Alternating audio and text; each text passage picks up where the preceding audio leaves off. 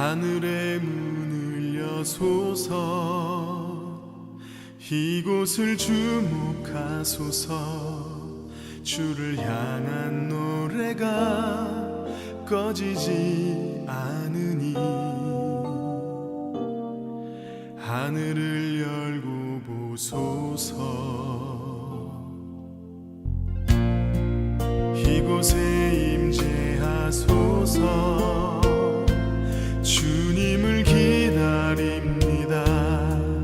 기도의 향기가 하늘에 닿으니 주여 임재하여 주소서.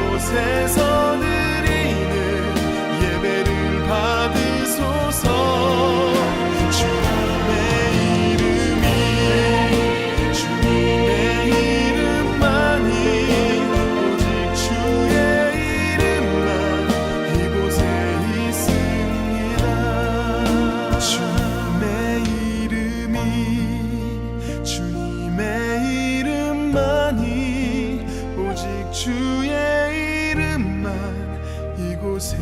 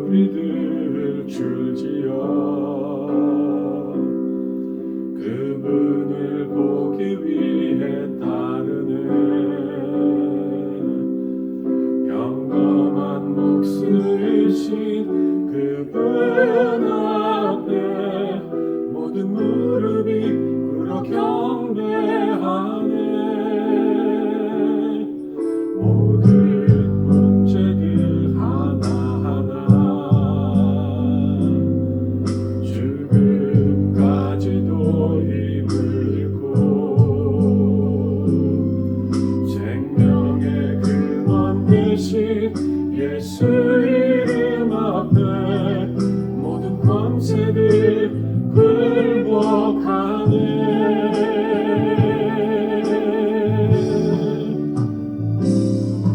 예수 이름 높이세 능력의 그 이름 예수 이름 높이세 구원의 그 이름 예수 이름을 부르는 자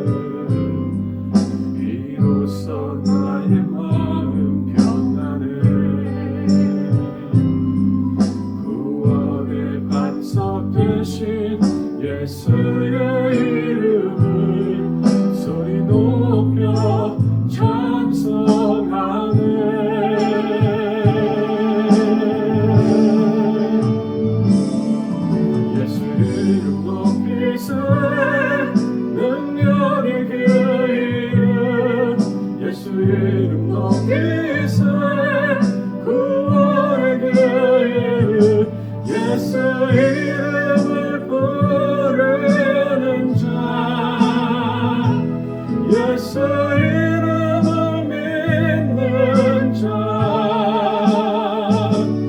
예수 이름 앞에 나오는 자 복이 있도다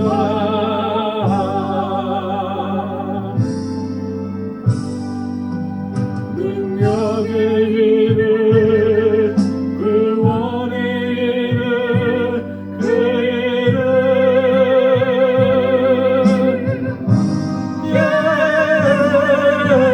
예수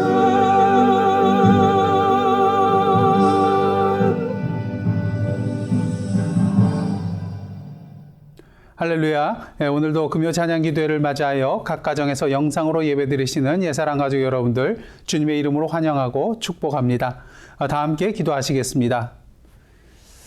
하나님, 금요 찬양 기도회를 맞이하여 오늘도 이 시간 말씀 앞에 섰습니다.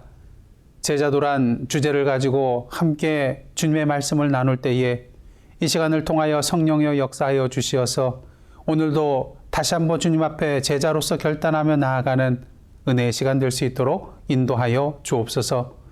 예수님의 이름으로 기도드리옵나이다. 아멘. 오늘 이 시간 저희들에게 주신 하나님의 말씀은 마태복음 4장 3절로부터 4절 2절 말씀입니다. 다 함께 한 목소리로 합독하시겠습니다. 시험하는 자가 예수께 나와서 이르되 내가 만일 하나님의 아들이거든 명하여 이 돌들로 떡덩이가 되게 하라. 예수께서 대답하여 이르시되 기록되었으되 사람이 떡으로만 살 것이 아니요 하나님의 입으로부터 나오는 모든 말씀으로 살 것이라 하였느니라. 아멘. 이는 하나님의 말씀입니다. 오늘날 교회들은 심각한 영적인 그런 쇠퇴기를 맞이하고 있습니다. 그 이유는 무엇일까요? 여러 가지 많은 이유가 있지만 가장 큰 이유를 우리는 아모스 8장 11절을 통하여 분명히 보게 됩니다. 주 여호와의 말씀이니라. 보라, 날이 이를지라. 내가 기근을 땅에 보내리니 양식이 없어 주림이 아니며 물이 없어 가람이 아니요 여호와의 말씀을 듣지 못한 기갈이라. 여러분 오늘 무엇으로 살아가고 계십니까? 음식이요? 물질적인 부요? 명예요? 권력이요?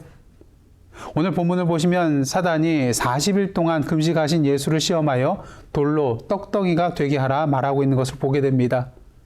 이에 예수께서 뭐라고 대답하시나요?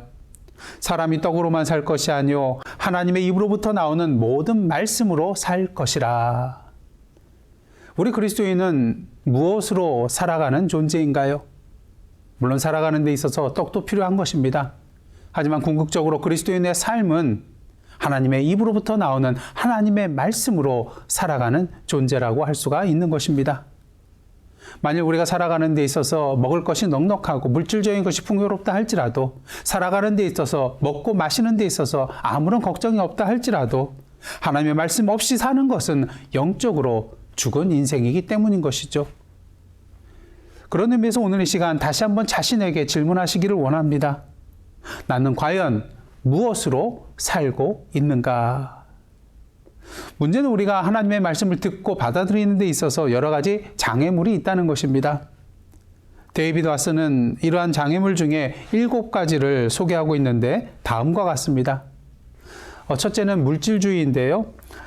제가 어렸을 때 명절에 아버지를 따라 친척 어른 댁에 방문한 적이 있었는데 참으로 기분 나빴던 그런 기억이 있습니다. 왜냐하면 그분이 저에게 너희 아버지가 목사를 하지 않고 다른 일을 했었더라면 돈을 참 많이 벌었을 텐데 하면서 안타깝다는 식의 말을 저에게 했기 때문인 것입니다. 그분은 주유소를 운영을 하고 계신 분이었는데 그렇기 때문에 돈도 많았습니다. 하지만 하나님을 믿지 않았죠. 왜냐하면 하나님보다도 돈을 믿었기 때문인 것입니다. 근데 이러한 모습은 믿지 않는 자들에게만 있는 것이 아니더라고요. 오늘날 많은 그리스도인들과 교회의 아킬레스건은 무엇입니까? 바로 물질인 것입니다. 하나님과 재물을 겸하여 섬기기를 원하고 있기 때문인 것이죠. 아니 오히려 하나님보다도 물질을 우선순위 앞부분에 놓고 살아가는 우리의 그런 모습이 있다는 것입니다. 마태복음 19장에 예수께 나와 무엇을 해야 영생을 얻겠냐고 질문했던 그 한 청년이 예수께서 소유를 팔아 가난한 자들에게 다 나눠주고 나는 나를 따르라고 말씀하셨을 때 그 청년은 어떻게 했습니까? 마태복음 19장 22절입니다. 그 청년이 재물이 많음으로 이 말씀을 듣고 근심하여 가니라. 자신의 재물 때문에 예수 그리스도의 말씀에 순종하지 못한 이 청년의 모습, 바로 저와 여러분의 모습일 수도 있다는 것이죠. 그 다음 둘째로 행동주의인데요. 리차드 포스터는 영적 훈련과 성장이라는 그런 책에서 현대사회에서 우리의 3대 방해물은 소음, 분주함, 그리고 군중이다라고 말했습니다. 여기서 두 번째가 바로 분주함인 것입니다. 현대인들은 끊임없이 뛰어다니면서 시간에 쫓겨 분주하게 살아가고 있습니다. 그러게 많은 그리스도인들이 하나님의 말씀 또한 하나님을 위하여 낼 시간이 전혀 없다고 말합니다. 참으로 아이러니컬한 것은 우리에게 시간을 주신 분이 누구신가요? 예, 하나님께서 우리에게 시간을 주셨음에도 불구하고 하나님을 위하여 또한 하나님의 말씀을 위하여 낼 시간이 없다고 말하고 있다는 것입니다. 누가복음 10장에 보시면 마르다가 예수님을 집으로 영접한 이야기가 나오는 것을 보게 됩니다. 그런데 문제가 생겼습니다. 예수님을 대접하기 위하여 마르다는 분주하게 일을 하고 있는데 마르다의 동생 마리아는 언니의 일을 돕지 아니하고 예수의 발치에 앉아서 말씀을 듣고 있었던 것이었습니다. 그렇게 마르다가 예수께 동생에게 말하여서 자신을 돕게 하도록 부탁을 하는 것을 보게 되죠. 하지만 예수께서 뭐라고 대답하십니까? 누가복음 10장 41절 42절 말씀입니다. 주께서 대답하여 이르시되 마르다야 마르다야 내가 많은 일로 염려하고 근심하나 몇 가지만 하든지 혹은 한 가지만이라도 족하니라. 마리아는 이 좋은 편을 택하였으니 빼앗기지 아니하리라 하시니라. 몇 가지만 하든지 혹 한 가지만이라도 하는 것이 족하다고 그렇게 말씀하실 때에 가장 중요한 그 한 가지가 무엇이었습니까? 바로 마리아처럼 예수님의 말씀을 듣는 것이었습니다. 여러분은 교회 안에서 무엇 때문에 분주하신가요? 바라기는 그 분주한 것으로 인하여서 주님의 말씀을 듣는 것이 방해받지 않기를 원합니다. 그다음 세 번째로 인본주의인데요. 한마디로 하나님 중심이 아닌 사람을 중심으로 생각하는 것으로 하나님에 대한 인간의 생각이 사람에 대한 하나님의 생각보다 더 중요해지는 것을 말합니다. 그러게 성경의 권위를 부인하면서 인간의 이성이나 사회의 경향을 더 중요시하면서 하나님께서 원하시는 것보다 자신이 원하는 것에 포커스를 맞추는 그러한 일이라고 할 수가 있겠습니다. 마태복음 16장을 보시면 베드로가 예수께 대하여 주는 그리스도시요 살아계신 하나님의 아들이라고 그러한 신앙 고백을 하면서 칭찬을 받는 것을 보게 됩니다. 하지만 어떻습니까? 앞으로 예수께서 고난을 받고 죽임을 당한 후에 제3일에 살아날 것을 말씀하시자 베드로가 뭐라고 합니까? 그리 마옵소서 이 일이 결코 죽게 미치지 아니하리라다 이렇게 말을 하면서 인간적인 자신의 생각과 판단으로 예수를 붙들고 항변하는 것을 보게 됩니다. 이런 베드로의 모습에 대하여 예수께서 뭐라고 하십니까? 사탄아 내 뒤로 물러가라. 너는 나를 넘어지게 하는 자로다. 네가 하나님의 일을 생각하지 아니하고 도리어 사람의 일을 생각하는도다. 여러분, 아무리 우리가 좋은 뜻으로 말한다 할지라도 행한다 할지라도 우리도 모르는 사이에 우리가 사탄의 자리에 설 수 있다는 것을 분명히 아시기를 원합니다. 하나님의 일보다 사람의 일을 먼저 생각하는 것이 바로 사탄의 자리에 서는 것이기 때문인 것이죠. 그런 의미에서 저와 여러분, 하나님의 중심의 자리에 서 계십니까? 아니면 인간 중심의 자리에 서 계십니까? 그 다음 넷째로 본문주의인데요. 20세기 미국의 대표적인 복음주의 목사님이신 에이든 윌슨 토저 목사님은 본문주의에 대하여 성령 없는 정통주의다라고 표현합니다. 성경의 문자 이면에 담겨있는 성령의 역사는 이해하지 못하고 율법이나 교리의 문자적인 해석에 거기에만 몰두해 있기 때문인 것이죠. 성경의 가르침은 받고 있지만 성령의 가르침은 받으려고 하지 않기 때문인 것입니다. 우리는 본문을 대할 때에 그 본문 자체를 아는 것도 중요하지만 하나님께서 그 본문을 통해서 오늘 나에게 특별히 주시고자 하는 말씀이 무엇인가를 묻고 찾는 것이 중요한 것입니다. 그러게 영적으로 깨어서 성령의 조명하신 가운데 본문 속에서 나에게 말씀하시는 하나님의 세미한 음성에 귀를 기울여야 하는 것이죠. 다섯째로 문자주의인데요. 문자주의는 본문주의의 연장으로 우리는 성경이 그렇게 말하기 때문에 그것은 진실이다라고 말하는 맹목적 신앙을 조심해야 합니다. 왜냐하면 우리는 성경 구절의 역사적, 문화적, 언어적, 종교적 상황에 대한 이해를 가지고 본문이 실제적으로 무엇을 의미하는가를 보아야 하기 때문인 것이죠. 만약 그렇게 하지 않는다면 이는 율법주의에 빠져서 그리스도 안에서 우리가 누릴 수 있는 자유를 부인하는 것이 될 것입니다.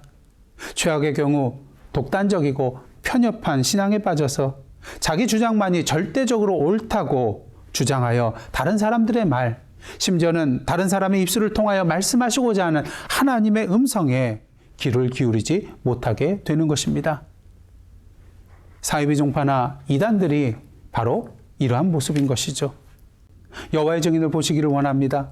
피를 삼가라는 말씀에 대하여 수혈하는 것까지 금하여서 살릴 수 있는 생명을 그냥 죽게 내버려두는 그들의 모습을 우리는 보게 되는 것입니다. 이것이 바로 문자주의의 문제인 것이죠. 다음으로 지성주의인데요. 하나님의 말씀을 생각하고 그 말씀에 대하여 토론해야 하는 것 당연히 해야 될 일입니다. 하지만 거기에서 끝나서는 안 된다는 것이죠. 성경을 단지 지성적으로 이해하는 것만으로는 영적인 생명을 우리가 얻어낼 수 없기 때문인 것입니다. 서구 사회는 진리와 지식적인 면에서 히브리적 개념보다는 헬라적인 개념을 더 좋아하는 경향이 있는 것을 보게 됩니다. 헬라인들은 진리를 진술, 명제, 말 등의 개념으로 파악하려고 하는 그런 반면에 히브리인들은 진리를 깊은 인격적 관계의 개념을 가지고 파악하려는 그런 경향이 있는 것을 보게 됩니다. 그런 의미에서 우리는 성경 속에서 신학적 진술만을, 지식만을 얻는 것이 아니라 히브리서 4장 12절의 말씀처럼 살았고 운동력이 있는 하나님의 말씀의 능력을 통하여 우리의 삶이 변화되는 데까지 나아가야 하는 것입니다. 마지막으로 반지성주의인데요. 우리가 앞서 말씀드린 대로 지성주의를 주의해야 되는 것은 당연하겠지만 동시에 또한 반지성주의에 대해서도 주의해야 하는 것입니다. 경험만을 지나치게 강조하고 지성과 합리적인 사고를 거부하는 그런 경우가 많기 때문인 것이죠. 그러다 보면 어떻습니까? 성경적 원리를 이해하고 그것을 삶에 적용하는 것을 등한시 여기며 신비적인 예언과 환상만을 추구하는 그런 문제가 생겨날 수 있는 것입니다. 데이비드 와스는 이렇게 하나님의 말씀을 듣는데 방해가 되는 장애물 7가지 내용에 대하여 우리에게 알려주고 있습니다. 그렇다면 우리가 어떻게 해야 이러한 장애물을 넘어서서 하나님의 말씀을 제대로 듣고 받을 수 있을까요? 데이비드 와스는 오늘날 하나님께서 우리에게 어떤 방법으로 말씀하시며 그 말씀을 어떻게 바르게 듣고 이해할 것인가에 대하여 말해주고 있는데요. 먼저 그는 하나님의 말씀의 3가지 중요한 형태를 보여주고 있습니다. 하나님의 말씀의 첫 번째 형태는 인격적 말씀으로 하나님의 말씀이 인간이 되어 육신의 몸을 입고 이 땅에 거하셨는데 바로 그분이 예수 그리스도이신 것입니다. 칼 바르트의 그러한 표현에 의하면은 계시된 하나님의 말씀인 것이죠. 육신의 몸을 입고 이 땅에 오신 예수 그리스도 자신이 바로 하나님의 말씀이라는 것입니다. 그다음 하나님의 말씀의 두 번째 형태는요, 기록된 말씀으로 바로 하나님의 말씀이 기록되어 있는 성경을 말하는 것입니다. 그리고 이 기록된 말씀을 이해하는 데 주요한 그런 3가지 관점이 있는데요. 첫 번째는 전통에 의하여 해석되는 하나님의 말씀으로서 교회가 말하는 것이 곧 하나님께서 말씀하시는 것이 된다는 그런 입장입니다. 물론 교회의 전통에 의하여 말씀을 이해하는 것 중요합니다. 하지만 전통주의가 되면 예수님 당시 바리새인들과 같이 하나님의 계명은 버리고 사람의 유전과 전통만을 지키는 우를 범하게 될 수 있는 위험이 있는 것입니다. 그 다음 둘째로 이성으로 해석되는 하나님의 말씀으로 이성적으로 납득되는 것만이 하나님의 말씀이라는 것입니다. 물론 이성적으로 하나님의 말씀을 보는 것 필요한 것입니다. 문제는 동정녀의 그런 탄생과 예수님의 기적과 부활의 사건 등을 이성적으로 납득이 되지 않는다고 믿지 않는다는 데 문제가 있는 것입니다. 마치 예수님 당시 사두개인들이 영생, 부활, 천사, 영혼 등을 믿지 않았던 것과 같은 이치인 것이죠. 그다음 셋째로 성경을 바탕으로 해석되는 하나님의 말씀으로 성경 자체가 절대적인 권위를 가지고 있기에 하나님의 말씀으로 하나님의 말씀을 해석하는 것을 의미합니다. 여러분, 성경의 본문을 읽다가 잘 이해되지 않던 내용이 다른 성경 본문을 보면서 갑자기 이해되는 그런 경험들을 해보신 적이 있을 것입니다. 바로 하나님의 말씀을 통하여 하나님의 말씀이 해석되는 경우인 것이죠. 하지만 많은 사람들이 성경 자체의 권위가 아닌 다른 외적인 권위를 통하여서 하나님의 말씀을 해석하려고 하는 그런 경향이 있는 것을 보게 됩니다. 생각해 보시길 바랍니다. 만일 성경이 다른 외적인 권위에 의하여 확증이 된다면 성경의 권위보다도 외적 권위가 더 높은 권위가 되는 그런 문제가 발생하게 되는 것입니다. 로마 가톨릭의 문제 중 하나가 무엇입니까? 교회나 교황의 권위를 성경의 권위와 동등하게 여기거나 심지어는 성경의 권위보다 더 높은 권위로 여긴다는데 문제가 있는 것이죠. 다음 하나님의 말씀의 세 번째 형태는요, 선포된 말씀입니다. 이것은 설교, 가르침, 증거, 예언 등을 통하여 주어지는 그런 말씀을 의미하는 것인데요. 하나님께서 오늘도 이렇게 다양한 방법을 통하여 기록된 말씀과 조화를 이루며 우리에게 말씀하고 계시다는 것입니다. 그렇다면 우리는 이러한 하나님의 말씀 중 특히 기록된 하나님의 말씀인 성경을 어떻게 제대로 이해할 수 있게 될까요? 사도 바울은 디모데후서 3장 15절에서 모든 성경은 하나님의 감동으로 된 것이라고 말하고 있습니다. 사도 베드로는 베드로후서 1장 20절, 21절에서 이렇게 말하고 있습니다. 먼저 알 것은 성경의 모든 예언은 사사로이 풀 것이 아니니 예언은 언제든지 사람의 뜻으로 낸 것이 아니요 오직 성령의 감동하심을 받은 사람들이 하나님께 받아 말한 것임이라. 이처럼 하나님의 말씀인 성경은 성령의 감동하심을 통하여서 기록된 것이기에 우리가 성경을 이해하기 위해서는 무엇보다도 성령의 조명하심이 필수적인 것입니다. 데이비드 하스는 이렇게 성령에 의하여 주어진 이해와 함께 몇 가지 기본적인 해석의 원리들을 지켜야 한다고 말하면서 이를 위해 두 가지 질문에 답해야 함을 말하고 있습니다. 첫 번째 질문은 본문의 원래 의미는 무엇이었는가로 우리는 본문으로부터 어느 정도 거리를 두고 그 당시 상황에서 본문이 무엇을 의미했는지 생각해 보아야 한다는 것입니다. 이렇게 해야 하는 이유는 우리 자신의 선입견이나 편견을 개입하지 않고 서투른 교리 지식을 거기에 대입하지 않으며 현재 상황에 맞춰 그 본문의 의미를 미루어 짐작하는 잘못을 범하지 않기 위해서인 것입니다. 그 다음 두 번째 질문은 본문은 오늘 우리에게 무엇을 의미하는가로서 첫 번째 질문에서 얻은 답을 우리의 삶에 바르게 적용하는 것을 말합니다. 우리가 이러한 질문에 제대로 답하기 위해서는 단어, 문맥, 문학적 양식, 문화적 배경 등을 잘 살펴봐야만 합니다. 먼저 단어들인데요. 우리가 번역을 할 때 직역만 하지 아니하고 때로는 의역을 하게 됩니다. 직역만 가지고서는 원래의 뜻을 잘 표현할 수 없기 때문인 것이죠. 마찬가지로 우리는 성경의 단어들을 대할 때에 가능한 원문으로 돌아가서 초대교회에서 가졌던 그 의미를 조심스럽게 따져보아야 합니다. 그리고 동일한 단어가 다른 곳에 나온다 할지라도 그것이 동일한 의미로 쓰였는지 고려해야만 합니다. 예를 들어 사도 바울은 사람이 자기 행위로 의롭게 여겨질 수 없다고 말하는 반면에 야고보는 그렇게 여겨질 수 있다고 말하는 것을 보게 됩니다. 그렇다면 둘 중 하나는 잘못된 것일까요? 결국 그렇지 않습니다. 바울은 의롭다 여김을 받는 칭의의 수단에 대하여 말하는 것으로 선한 우리의 행위가 칭의의 수단이 될 수 없음을 주장하는 것입니다. 반면 야고보는 칭의의 열매에 대해서 말하는 것으로 행위가 없는 믿음은 그 자체가 죽은 것임을 주장하고자 하는 것입니다. 믿음으로 의롭다 여김을 받은 자라면은 반드시 열매를 맺게 되어 있기 때문인 것이죠. 다음으로 문맥인데요. 어떤 구절이나 본문은 반드시 그 주위의 내용에 비추어 이해되어야만 합니다. 한마디로 전후 맥락을 잘 살펴보아야 한다는 것이죠. 그리고 한 걸음 더 나아가 역사적 문맥을 살펴보아야 합니다. 예를 들어서 요한계시록 2장과 3장을 보시면 예수께서 소아시아 7교회에게 주시는 그런 말씀이 나오는데요. 이 말씀을 잘 이해하기 위해서는 당시 각 도시의 역사 또한 지리, 상업 등에 대해서 알고 있으면 원래의 의미를 보다 생생하게 파악을 할 수 있게 됩니다. 예를 들어서 빌라델비아 교회에게 주시는 말씀을 보시면요. 이기는 자는 내 하나님 성전의 기둥이 되게 하리니 그가 결코 다시 나가지 아니하리라고 하였습니다. 성전의 기둥이 되게 하겠다는 그런 말씀은 이해가 되는데 도대체 그가 결코 다시 나가지 아니할 것이라는 것은 무엇을 의미하는 것일까요? 빌라델비아 지역에는 지진이 많았기에 지진으로 인하여서 건물들이 무너져 폐허가 되는 그런 경우가 있었습니다. 이러한 경우 유일하게 남아있는 것이 있었는데 바로 돌 기둥이었죠.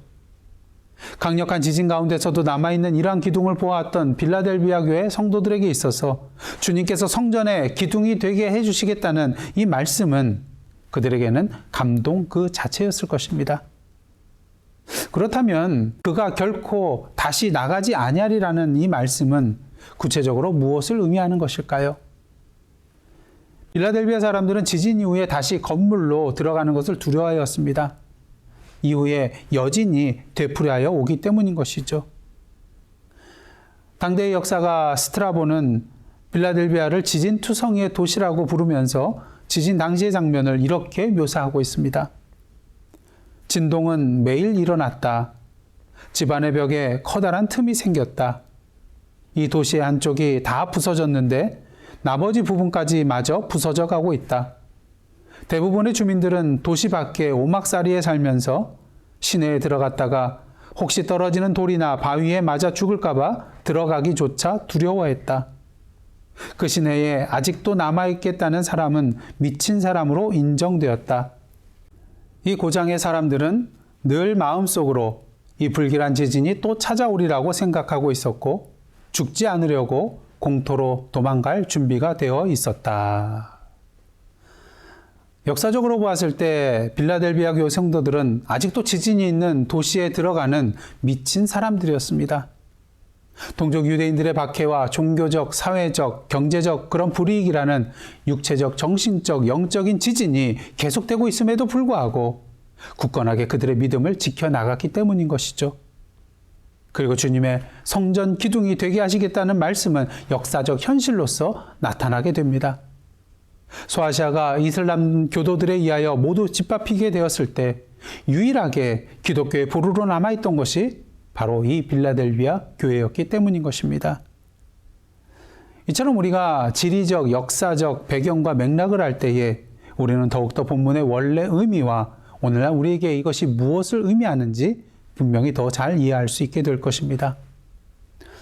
다음으로 문학적 양식입니다. 성경은 66권의 책으로 최소한 40여 명의 저자에 의하여 1600여 년의 그런 기간에 걸쳐서 쓰여진 책입니다. 물론 동일한 성령의 감동에 의하여 쓰여진 그런 글이기는 하지만 성령께서 각 사람의 능력과 자질과 당시의 그런 문학적 기법 등을 도구로 사용하여 기록한 것이기에 모든 책이 동일한 문학 양식으로 기록된 것이 아니며 우리 시대의 문학적 전통과는 다를 수 있다는 것을 분명히 알아야 합니다. 그러기에 우리는 당시의 문학적 양식의 관점에서 본문을 이해하고 해석해야 하는 것입니다. 다음으로 문화인데요. 우리는 본문 속에서 상수와 변수를 잘 분별해내야 합니다. 성경의 내용 중에는 어떤 문화 속에서든지 동일하게 적용해야 할 그런 내용이 있는가 하면 어떤 내용은 문화적 배경에 따라서 달리 그 내용을 적용해야 할 것이 있기 때문인 것입니다. 예를 들어서 고린도전서 11장을 보시면 바울은 여자가 공중 앞에서 기도할 때에 머리를 가리우라고 하였습니다. 여러분, 이 말대로 한다면 오늘날 여성 성도님들께서는 교회에서 예배 드리실 때에 모자를 쓰거나 로마 가톨릭에서처럼 미사포를 써야 할 것입니다. 하지만 우리는 지금 그렇게 하지 않습니다. 바울 당시 존경받는 그런 여인들은 머리와 온몸을 망사로 가리웠다고 합니다. 이것은 그 여인이 자기 아버지 또는 자기 남편의 권위 밑에 있다는 것을 표시하는 것으로 만일 당시 여인이 망사를 쓰지 않는다면 이는 자기가 방탕한 여인, 창녀임을 시사하는 것이 되었다고 합니다. 그러게 바울이 여자로 하여금 기도할 때에 머리를 가리우라고 한 것은 물론 그녀가 하나님의 권위 밑에 있다는 것을 의미하는 것도 있겠지만 당시 문화적 배경 속에서 교회가 불필요한 추문에 휩싸이는 것을 방지하고자 함도 있다는 것을 알아야 하는 것입니다. 그러게 오늘날 우리의 문화 속에서는 여성 성도님들께서 예배드릴 때에 머리를 가리지 않아도 되는 것이죠. 이렇게 우리는 기록된 말씀의 단어들, 문맥, 문학적 양식, 그리고 문화적 배경을 염두에 두고 그 본문의 최초의 의미는 무엇이었는가? 그리고 그 본문이 현재 우리에게 의미하는 바는 무엇인가? 이것을 물어야 하는 것입니다. 중요한 것은 이러한 질문에 대하여 답을 찾아가면서 우리 자신이 본문을 해석하려고 하지 말고 본문이 우리를 해석하게 해야 한다는 것입니다. 오늘날 우리가 하나님의 말씀을 듣기 어려운 것은 우리가 원하는 것만 들으려고 하기 때문인 것입니다. 그러기에 어떠한 선입관을 가지고 본문에 들어가서는 아무런 변화 없이 그대로 그 선입관을 가지고 나오는 것을 보게 됩니다. 왜요? 그 선입관으로 인하여 내가 보고 싶은 것만 보고 정작 내가 봐야 할 것은 보지 못하기 때문인 것이죠. 전에도 말씀드렸다시피 우리가 성령의 인도하신 가운데 성경을 읽다 보면 내가 하나님의 말씀을 읽는 것이 아니라 하나님의 말씀이 나를 읽는 것을 발견하게 됩니다. 바라기는 오늘도 성령의 인도하신 가운데 단어와 문맥과 문학적 양식과 문화적 배경 속에서 참된 하나님의 음성을 발견하고 누리시는 저와 여러분의 모습 되시기를 원합니다. 그런 의미에서 데이비드 왓슨이 제시하는 영적인 삶을 위한 3가지 교훈은 우리의 말씀 생활에 큰 도움을 줄 것입니다. 첫째는 하나님의 말씀을 들으라는 것입니다. 여러분은 매일매일 하나님의 음성을 듣고 계신가요? 오늘 많은 그리스도인들이 하나님의 목소리를 듣지 못한 채 살아가고 있습니다. 그 이유는 오직 하나, 잠잠히 하나님의 말씀을 묵상하는 시간을 갖고 있지 않기 때문인 것입니다. 여러분이 잘 아시는 독일의 신학자이며 목사님이신 보네퍼는 이런 말을 하였습니다. 침묵이란 하나님 말씀 안에서 단순히 잠잠하는 것이다. 현재처럼 말이 많은 세대에는 침묵을 더 연습하고 익혀야 할 것이다.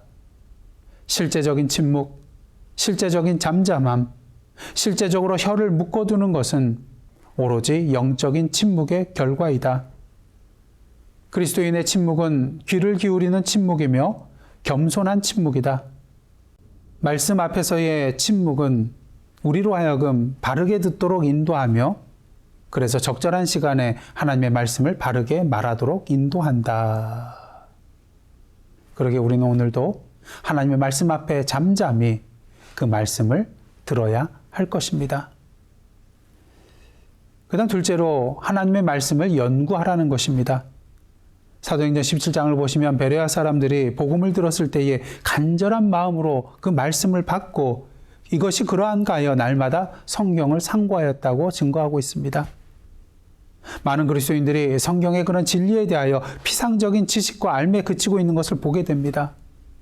그러기에 우리는 오늘도 베레아 사람들과 같이 성령의 인도하신 가운데에 개인적이든 단체가 되었든 이 성경 말씀을 연구하고 공부해야 하는 것입니다. 마지막으로 하나님의 말씀에 복종하라는 것입니다.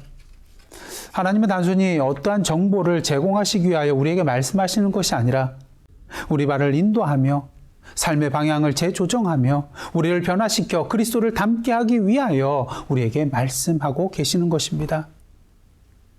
그러게 우리는 이러한 하나님의 말씀이 우리를 책망하게 하고 우리를 도전하게 하며 우리를 변화시키게 해야 하는 것입니다.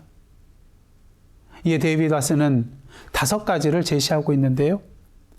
당신의 삶을 형성하기 위하여 하나님의 말씀을 사용하라. 유혹을 이기기 위하여 하나님의 말씀을 사용하라. 인도받기 위하여 하나님의 말씀을 사용하라. 다른 사람을 돕는데 하나님의 말씀을 사용하라. 격려, 위로, 책망, 교훈 또는 소망을 가져와야 할 때 하나님의 말씀을 사용하라. 바라긴 오늘도 저와 여러분의 삶 가운데 하나님의 말씀을 듣는 시간, 하나님의 말씀을 연구하고 공부하는 시간, 그리고 하나님의 말씀에 복종하는 시간이 늘어남을 통하여 그 하나님의 말씀이 우리의 삶을 변화시켜 주심을 체험하며 하나님의 말씀을 우리의 삶으로 살아나감을 통하여 그 하나님의 말씀의 능력의 역사를 우리의 삶 가운데 기쁨으로 누려 나아가시는 저와 여러분의 복된 삶이 되시기를 주님의 이름으로 축원합니다. 그런 의미에서 이 시간 함께 기도하며 나가실 때에 하나님의 말씀을 듣지 못하게 만드는 모든 장애물들로부터 벗어나게 하여 주옵소서. 성령의 조명과 인도하신 가운데 매일 말씀을 묵상하고 연구하며 그 말씀에 순종하는 삶을 통하여 하나님의 말씀을 우리의 삶으로 살아가는 자 되게 하여 주옵소서. 기록된 말씀뿐만 아니라 말씀이 육신이 되신 예수 그리스도와 선포된 말씀, 그리고 다양한 방법을 통하여 오늘도 우리에게 주시고자 하시는 하나님의 말씀을, 그 은혜를 누리는 자 되게 하여 주옵소서. 기도하시기를 원합니다. 다 함께 기도하며 나가시겠습니다.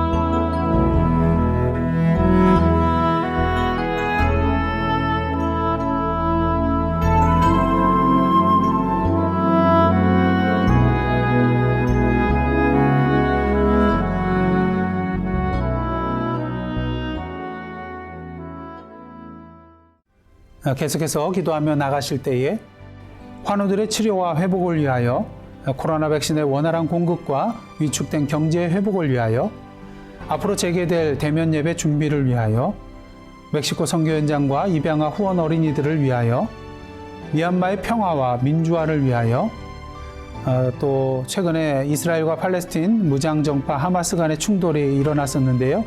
열흘 만에 어제 휴전이 되었습니다. 이로 인하여 수많은 사상자가 생겨나고 많은 피해가 생겼습니다.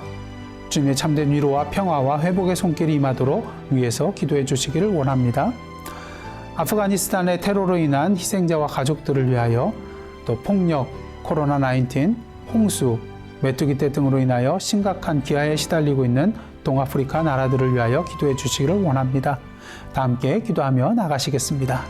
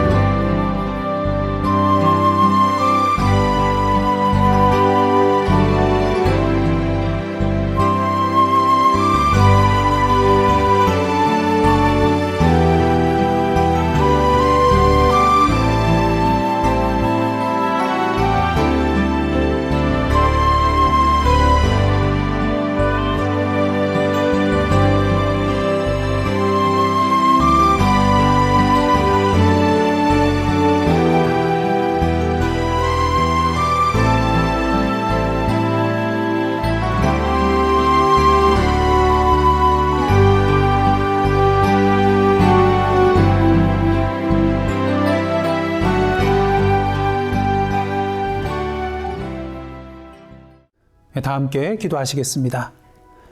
사랑의 하나님, 오늘도 금요 찬양 기도를 맞이하여 주님 앞에 나와 찬양과 말씀과 기도로 나아가게 하여 주시니 감사드립니다. 이 시간 간절히 비옵기는 오늘도 주님께서 우리에게 주신 말씀과 같이 성령의 인도하신 가운데 하나님의 말씀을 온전히 듣고 묵상하며 깨달으며 그 말씀에 변화받은 자로서 오늘도 하나님의 말씀대로 순종하며 살아감을 통하여 우리의 삶 가운데 하나님의 말씀의 능력의 역사를 이루며 나아가는 저희들의 삶 되게 하여 주옵소서. 하나님의 나라와 그 의를 위하여 기도합니다. 오늘도 전쟁과 테러와 불의와 불평등과 착취와 억압으로 인하여 차별과 혐오로 인하여 가난과 굶주림과 질병과 자연재해로 인하여 고통과 낭만과 배고픔과 죽음의 위기 속에서 고통받고 신음하며 울부짖고 있는 자들이 있습니다.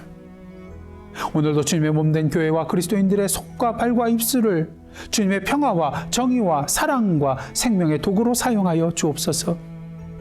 무엇보다 아직도 주님의 복음을 듣지 못한 채 영적으로 죽어가고 있는 자들에게 참된 생명과 구원의 소식을 전함으로 이 땅에 하나님의 나라의 지경을 넓혀 나아가는 저희들 모습 되게 하여 주옵소서.